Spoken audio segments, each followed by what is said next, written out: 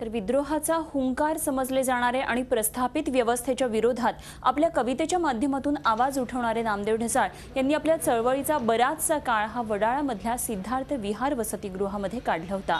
या वसतिगृहातल्या room number 105 मध्ये ढसाळ राहत होते। चळवळीच्या नियोजन बैठका याच रूममध्ये व्हायच्या आणि या रूममध्ये आता वास्तव्यास असणाऱ्यांची देखील त्यावेळच्या अनेक आठवणींना उजाळा दिलाय। विश्वनाथ पवार यांच्याशी बातचीत केली आहे आमचे प्रतिनिधी देवेंद्र कोल्हटकर यांनी। वडाळ्यातल्या सिद्धार्थ विहार हॉस्टेलशी नामदेव ढसाळ यांचे एक वेगळं नातं आहे, कारण चळवळीचा काळ असेल, दलित पॅंथरची स्थापना असेल ती याच वडाळ्याच्या सिद्धार्थ विहार हॉस्टेलमधून झालेली।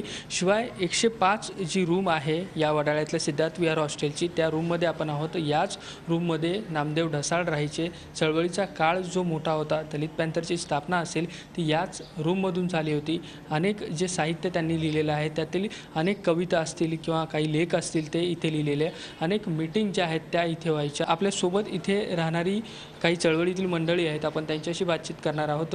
काय नेमक्या तुमच्याकडे आठवणी आहेत? सिद्धार्थ विहारमध्येच या रूममध्ये दादांनी दलित पॅंथरच्या संदर्भातल्या ज्या अनेक चर्चा आणि मीटिंगा या ठिकाणी घेतलेल्या आहेत, त्यांच्याबरोबर बाई संगारे, जयवी पवार, राजा ढाले, प्रल्हाद चंदवनकर असे नामवंत, अविनाश मातेकर असे नामवंत दिग्गज या ठिकाणी येऊन सातत्याने चर्चा करायचे आणि त्यांनी बरंचसं साहित्य चळवळीवरचं आणि लिखाण, कविता याच रूममध्ये लिहिलेलं आहेत। कशा पद्धतीने त्या मीटिंगा व्हायच्या, काय नेमकी चर्चा करायची? महाराष्ट्रातून ज्यांच्यावरती अन्याय अत्याचार व्हायचे ते लोक आदरानं आणि आस्थेनं या पॅंथरच्या नेते मंडळींकडे यायची आणि दादा इथे असायचे।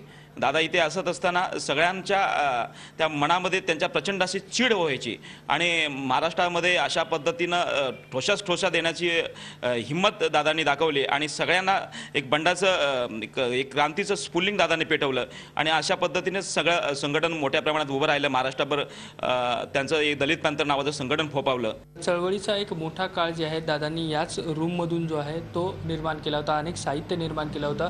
आज नामदेव ढसाळ जे आहेत ते आपल्या हयातीत नाही आहेत, मात्र त्यांचा जो इतिहास आहे किंवा त्यांचे जे विचार आहेत ते सगळ्यांसाठी नेहमी प्रेरणादायी ठरणार आहेत। व्हिडिओ जर्नलिस्ट प्रमोद गरुडसह Devendra Kolhatkar, Zee media, Mumbai. Zee 24 तास, एक पाऊल पुढे।